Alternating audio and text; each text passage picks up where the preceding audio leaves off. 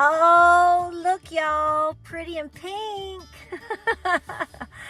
Welcome to Appalachia's Homestead. Give me a hug. Oh, it is so cold. Give me a hug. Good Monday to you. Hey, happy President's Day, baby. Give me a fist bump. I love it. Hope you had a great weekend. Hope you are feeling good. You're exercising a little bit. Yep, we're just stepping forward a little bit more every single day. But welcome back to the channel. Welcome to Appalachia's Homestead. So happy to have you here.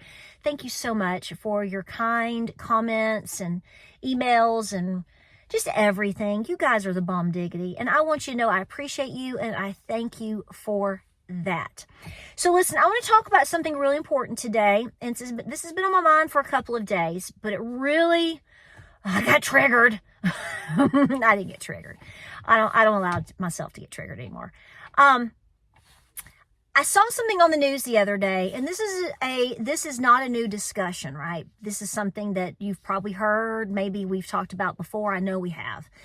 And this can apply to a lot of different things, but I want to say this to you right now. Let's keep this short and sweet, okay? Now, this crowd, I'm pretty confident a lot of you know, but there's always a new face. So, I want you to consider what I'm saying. So I realize what's going on with the price of eggs, okay? This has been an ongoing battle now for about 3 to 4 years. We've seen certain things which I consider an asset. I don't know about y'all, but I consider my hens, my laying hens and my studly roosters, they are assets to me, clearly, for many different reasons. It's food, future food, and more food, right? So that's important to me. But also, in addition to that, I feel it is important for us to realize we have a moral obligation to these creatures and critters when we adopt them, rescue them, buy them, when we agree within ourselves, it and the universe, to take care of it. There's a lot of things that need to be considered first. So here's what I'm saying to you. If you are considering getting chicks, baby chicks, whatever, now or especially in the next couple of months, let me be your mama just for a second and tell you, you need to think that through several times and you need to do a lot of math. Okay. I think there's a lot of people that are very naive to exactly how much it costs in order to even raise 6 hens, okay? Now, the math that I might do here for me is not going to be the same for you, okay? It's just not. Where you live, what resources you have, if your brother works at a mill, or you live next door to one, you can go to a feed mill and get stuff super cheap. Whether you're willing to free range or not, free ranging right now is pretty much non-existent. See, this is the thing. People think, I'll just free range them and I'll just do this, I'll do that. Okay. Chickens are living creatures just like you, just like me. Okay. They have their limitations. They have their preferences. They have things that work for them that, some things work for some and some don't work for others. They're not machines. This is the problem with people. They think that, I'm going to go get this, I'm going to raise this, and it's going to do all of this for me, and that's what it's supposed to do, so be it, kumbaya. Doesn't work that way. Man plans, God laughs. Well, here's the thing. I want you to do a lot of math. If you are thinking, we're going to get some hens. How many hens can we have? We can have 6. Okay. I want you, before you commit to buying anything, doing anything, I want you to do the math. I want you to go to your local feed. Where are you going to buy your feed? Because you're going to be buying it. This whole thing of go ahead and let your chickens free range. Let's see how long they live. Okay, I'm just telling you, even if you live in a small neighborhood, and you've got a small backyard, and they're just going to be walking around, well, there's probably a hawk somewhere, okay? There's probably an owl somewhere. There could be a stray dog that gets in your fence somewhere. I could come up with 100 scenarios, and all of these things are true. So, I'm just saying, it's not going to be as simple as some people think that it is. You're going to want to probably raise the baby chicks. There's a whole lot of things that go with that. You're going to want to have a coop. and put them in the coop, which means you're probably going to need some sort of fencing one way or another, especially if you have restrictions. So first things first is you best look into the fact of whether or not you have restrictions, because I can tell you, I have had people that have called me. I have taken some hens in, small pullets actually. They were big pullets. I took in some, 2 years ago? The people were great. They weren't allowed to have chickens. And they got them.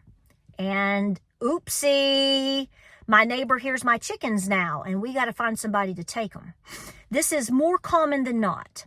So you need to know, number one, are you truly living somewhere where you can even have them? Because if you can't, don't do it. You're just going to cause yourself a lot of heartache, okay? Don't do that to you, and please don't do that to these animals, okay? So there's that. Number two, I want you to go to pick a store. I don't care. Where do you think you're going to be shopping for your feed?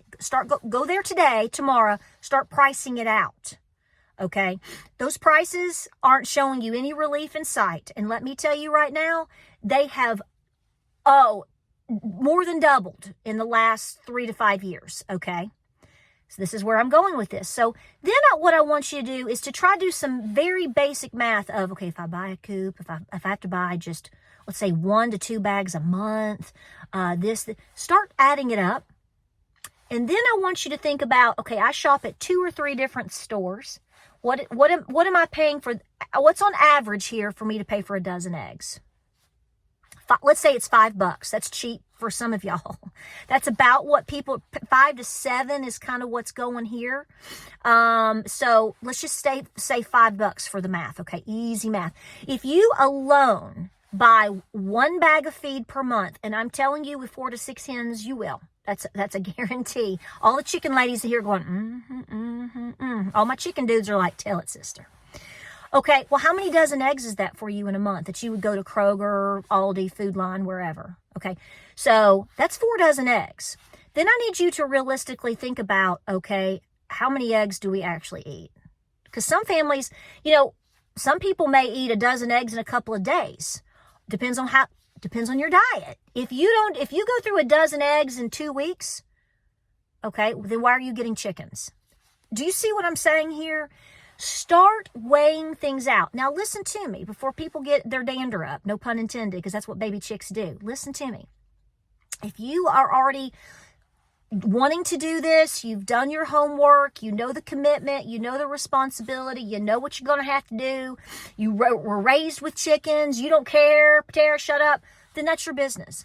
But I think most people right now that are considering this aren't thinking it through, and they're being persuaded by, Instagram, spring's coming, well, just remember, if you go and get baby chicks, let's pretend you go to pick a store, whatever store, and go get baby chicks today. And that shipment just came in today. Those baby chicks are within 2 to 3 days old. And the reason for that is because the hatcheries will ship them, and they try to get them out within the first 2 to 3 days. And they can do that because the baby chick really isn't going to start eating a whole lot or drinking or needing outside nourishment because it had absorbed that yolk before it hatched. So that's why they can go through a couple of days in the shipping process, temperatures obviously being good and manageable, and they haven't been tossed around too much. So you're getting these baby chicks. They're about 3 days old. Do you know that the average good layer isn't going to start giving you eggs until they are at least 18 to 22 weeks? Look it up if you don't believe me. Okay, we've talked about this before. So let's see. Let's say it's, so basically 4 months from now. Let's just roughly. So that would be the end of March, April, May, June. So if you picked up those baby chicks today, you're not going to start seeing eggs until probably the end of June. And they're not going to be really heavy layers for a while because they're new. Okay, they're not going to start, might take a couple weeks for them to start popping out every day. Now, that may make you happy and you don't care. Okay, that's great. What I'm telling you is you go get these baby chicks today, they're going to be hungry. They've probably already been given water and food at the feed store. So they're already eating regular food. You have to start buying feed, have a brooder, have a heat plate, because I don't recommend heat lamps. You're going to have to be changing the brooder probably every couple of days because they start to stink in about a week. You'll be like, oh my God. Yeah. Where are you going to put the brooder? What if it's 15 degrees outside like this week and you don't know where you're going to put the brooder? Is it going to be in your bathroom? You don't want it in your garage because they can't be anywhere where it's below 50. They'll die. They'll chill. Do you have a seed mat to put underneath the brooder? I mean, what is your setup? Most people don't have one. So they are going to do things that like I recommend for my brooders, which are great. But here's the thing. I already know how much this costs. I already have these things because I got them 5 and 10 years ago. I know the process. People like me know the process. So you're learning as you go. Okay? So here again, are you willing to put that type of money right now into this type of investment and responsibility? If you're not sure, or you didn't know that, or you hadn't thought about it, you might want to hold off. Because I think egg prices at some point, hopefully within the next 3 to 6 months, I'm praying for you, start coming down. And then you're not going to feel, what if you go get this and you're like, well, gosh, why am I spending $20 a month or every 3 weeks on chicken feed when I could just go to Aldi and get them now for $1.99 a dozen? This is what people do. So are you in this category? If you think you are in this category and you go, I'm not going to do this right now, I applaud you because too many people take on these responsibilities and they don't think about it. And then they turn around and they don't know what to do with it. And this is why we have animals all over the board, from chickens to rabbits to Great Pyrenees to baby donkeys and whatever, being shoved off into sanctuaries or get put down or over in your shelters or whatever. I can tell you over the last 10 to 12 years, I can't tell you how many people have tried to give me. And some of them I've taken because they worked for me. Chickens. More Great Pyrenees than I can count. I'm really serious when I say that. A donkey, a mini horse, coonies. I mean, people just beg you to take their animals. And it's not necessarily because they made a bad choice initially. It's because things happen to people. But my point is, if you do your due diligence and you already know you're on a tight budget, you may find out real quick this is not economically sound for you. And then what are you going to do if you go today and you get your 6 pullets at the Tractor Supply, wherever you go? I'm just coming up with Rural King, local farm store, whatever. And you get these baby chicks, and of course they tell you, oh, those are golden comets, and that's a barred rock, and that's a golden Wyandotte. Aren't they cute? They're all pullets. I bet you a donut, honey. You're going to wake up one morning, you're going to go, Hey, Jeb, did you just hear something from the kitchen in that brooder? Do we have a rooster? And you go in there and all of a sudden you've got this little pullet that you thought it was a pullet and it's all cocky walking around. And you're like, wow, it does look a little bit different. They do that. And now you got a rooster. What you gonna do with that rooster? You're not supposed to have roosters because you live in a neighborhood or you live under restrictions, remember? So who's going to take your rooster? What are you going to do with that rooster? Are you going to cull it in the backyard and let your neighbor watch and you're going to have a big roast? I mean, people don't think of this stuff. And I know this for a fact because, hey, Patara, can you take my rooster? I can't tell you how many times. I'm going to give you a quick story in closing here. I'm going to pull back because the sun's driving me crazy. People ask me all the time if I have owned bees, if I was a beekeeper. The answer is yes. I have videos on it, and I did it really got into it several years ago before we moved down here. And I really did like it, okay? I love it, and I totally respect our beekeepers. And let me tell you what happened. I got some bad advice from some people because I was a newbie. Now, I did do my homework. I did buy things, and it's difficult to be a beekeeper. And you have so much working against you. I mean, these people that have been doing it for 30 years, they have more success than not, but it took them like 25 years to get there. That's a fact. That's not a knock. That's a fact. Beekeeping can be very tricky, especially when you start out. Well, I'm going to tell you, I was so devastated at the fact that we spent so much time in beekeeping. And initially, by the time we got all of our equipment, the boxes, traveled, did all the things that we needed to do, joined an association and did all the we did all the things. We were somewhere in the ballpark, if my memory is serving. This is like 2017, 18 into 19. It's 18, 19. We spent well over like $2,200 just to get started. Just to get started. So this all happened in the spring. We got everything set up. I was out there. I made videos. It was great. I had a great time. I didn't winterize my bees in time because the individual that was coaching me, and you know, it was a mistake on that person's part too. They lived way down in the Tennessee Valley. I lived way up on the Tennessee mountain. So when the first winter bursts came in, you know, end of October, early November, well, I hadn't winterized yet. I was set to, but it hadn't happened yet. And you know what happened? My bees froze to death. One night. So am I to blame here? Yeah, probably. Are they to blame? Yeah, they should have thought about that. Things happen. So have I gotten back into beekeeping? No. You know why? Here's the point that I'm ultimately making. I found out the hard way. I think I probably bit off more than I could chew. And even with the best of intentions, things happen. I didn't realize it would be that expensive. And it got expensive quick. And I kept going. And I thought it was going to all work out. And had I gotten bees again, it probably would have.